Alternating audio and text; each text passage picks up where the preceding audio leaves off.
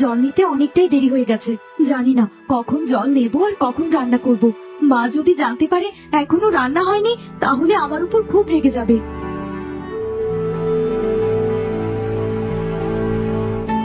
এ কি, এটা তো একটা ছাগল। নিশ্চয়ই অনেক দূর থেকে ভেসে ভেসে এসেছে। না না, এই ছাগলটিকে আমাকে বাঁচাতেই হবে।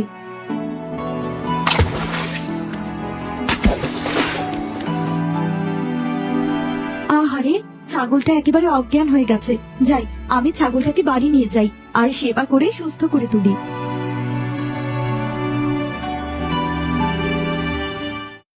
এতক্ষণ কোথায় ছিলে তুমি? রান্নাঘরে তো দেখলাম রান্নাও করনি। রান্না বান্না কি তোমার বাপ এসে করে দিয়ে যাবে? দয়া করে বাপ মা তুলে কিছু বলবেন না মা। আমি নদীর পাড়ে গিয়েছিলাম জল আনার জন্য। গিয়ে দেখি ওই ছাগলটা ভেসে ভেসে চলে যাচ্ছে। আমি এটাকে সাথে করে নিয়ে এসেছি। তোমার খেয়ে দেয়ে কি কোনো কাজ নেই বৌমা? এখনো তুমি ছাগল আনার জন্য নদীর পাড়ে গেছো? যাও, এখনই রান্না করো। আমি এখনই রান্না করে দিচ্ছি, আপনি ঘরে গিয়ে বিশ্রাম নিন। ভালো কথা। তোমাকে যে বলেছিলাম রমেশের সাথে কবিরাজের কাছে যাওয়ার জন্যে, তা যাওনি কেন? সারা জীবন কি এভাবে বাজা হয়ে ঘুরে বেড়াবে? আমাকে দয়া করে বাজে কথা বলবেন না মা। এ বাজা শব্দটা শুনলে আমার খুব কষ্ট হয়। বাজাকে বাজা বলবো না তো কি বলবো? বিয়ে হয়েছে 5 বছর হতে চললো, এখনো একটা নাতি নাতিনির মুখ দেখলাম না। জানি না সারা জীবন আমার কপালে এমন দুঃখই থাকবে কিনা।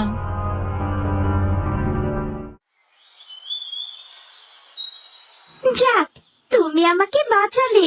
যদি তুমি না থাকতে তাহলে আমি মরে যেতাম। কি অদ্ভুত কাণ্ড! এই ছাগলটা দেখে মানুষের মতো করে কথা বলতে পারে। এটা তো মনে হয় একটা জাদুর ছাগল। আমি কোনো সাধারণ ছাগল নই, আমি হলাম একটা জাদুর ছাগল। আচ্ছা, তুমি এখন বিশ্রাম করো। কিছুক্ষণ বিশ্রাম নিলেই তুমি সুস্থ হয়ে যাবে। আমি বরং যাই, এখন আমাকে আবার রান্না করতে হবে। তা না হলে আমার শাশুড়ি মা খুব রেগে যাবেন।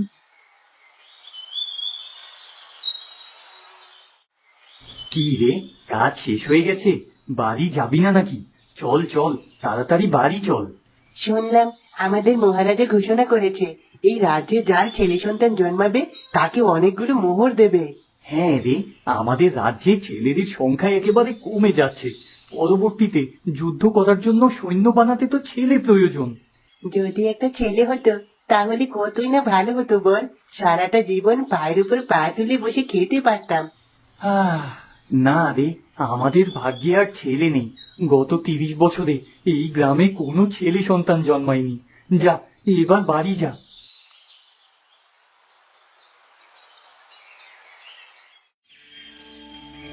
কি ব্যাপার, এত দেরি করে বাড়ি ফিরলে? আমি সেই কখন থেকে তোমার জন্য খাবার নিয়ে অপেক্ষা করছি। তোমাকে কি আমি বলেছি খাবার নিয়ে অপেক্ষা করার জন্য? আজকে তোমার জন্য আমি নিঃসন্তান হয়ে ঘুরে বেড়াচ্ছি। সমাজে আমি মুখ দেখাতে পারি না। এই এক কথা আর কতবার বলবে বলো? এই এক কথা শুনতে শুনতে আমার জীবনটা শেষ হয়ে গেল। তাই নাকি? তা এতই যখন খারাপ লাগে তাহলে এখানে রয়েছো কেন? বাড়ি থেকে বের হয়ে গেলেই তো পারো। তাহলে আমি আরেকটা বিয়ে করতে পারি। তোমার স্ত্রী এখনো বেঁচে আছে আর তুমি কিনা আবার বিয়ে করতে চাইছো? ছি ছি, কেমন মানুষ তুমি! আমি কেমন মানুষ তা নিয়ে তোমাকে ভাবতে হবে না। যাও, এখন তৈরি হয়ে নাও, তোমাকে আমি কবিরাজের কাছে নিয়ে যাব। আমার তো খুব একটা সুবিধের মনে হচ্ছে না। এতদিনে যখন সন্তান হয়নি, আর হবেও না। তুমি বরং আরেকটা বিয়ে করো রমেশ। কি বলছেন কবিরাজ মশাই? আমি আপনার সামনে বসে রয়েছি আর আপনি কিনা আমার স্বামীকে বিয়ে করার বুদ্ধি দিচ্ছেন? আরে বাবা, তুমি শুনোনি? আমাদের রাজ্যে ঘোষণা করা হয়েছে যদি এখানে কারো পুত্র সন্তান হয় তাহলে সে অনেক টাকার মালিক হবে। এমনও তো হতে পারে আমিও কোনোদিন পুত্র সন্তানের জননী হলাম। দয়া করে আমার স্বামীকে বিয়ে করার বুদ্ধি দেবেন না। সবাইকে দিয়ে সবকিছু হয় না। যাও, বাড়িতে চলে যাও, আর তোমার স্বামীকে দ্বিতীয় বিয়ে করার অনুমতি দাও। হ্যাঁ কবিরাজ মশাই, আমি আর সময় নষ্ট করতে চাই না। আমি আবার বিয়ে করব।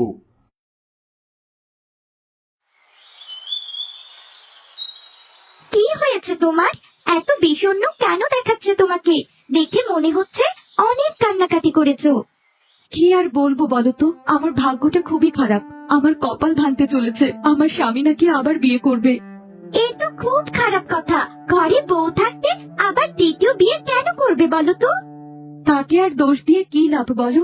বিয়ের এত বছর হয়ে গেল, আমি তাকে একটা সন্তান দিতে পারলাম না। আমি তোমাকে একটা গোপন কথা বলতে পারি, যদি তুমি এটা পালন করো তাহলে তুমি সন্তানের মা হবে। সত্যি সত্যি আমি সন্তানের মা হব? তা বলো দেখি আমাকে কি করতে হবে? তুমি যা বলবে আমি তাই করব। তোমাদের গ্রামের শেষের দিকে একটা বড় কাঁঠাল গাছ আছে। ওই কাঁঠাল গাছ থেকে কিছু পাতা এনে রান্না করে খাবে, দেখবে তুমিও সন্তানের মা হবে। কি বলছো পাগলের মতো?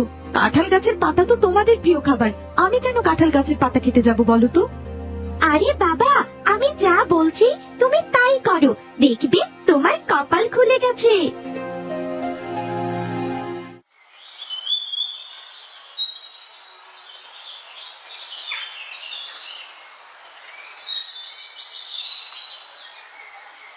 রান্না কি হয়েছে? দুটো খাবার কি খেতে পারবো? দাও দেখি, আমাকে কিছু খাবার দাও।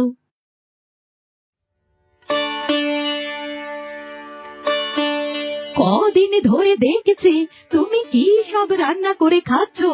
এসব কোথা থেকে জোগাড় করেছো তুমি? মা, এটা হলো কাঁঠাল পাতা। ওই যে গ্রামের শেষের দিকে একটা বড় বটগাছ আছে, সেখান থেকে এগুলো নিয়ে এসেছি। কে কোথায় আছো? আমার বউয়ের মাথা খারাপ হয়ে গেছে, সে নাকি ছাগলের মতো কাঁঠাল পাতা খাওয়া শুরু করেছে। আপনি এসব কি বলছেন? দয়া করে চুপ করুন। ছি ছি, তুমি এসব কাণ্ড করে বেড়াচ্ছ।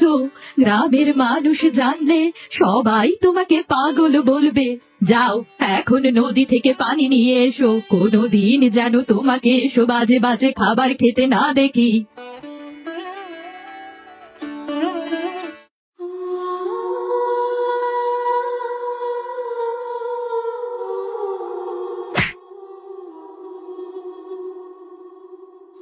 কে কোথায় আছো?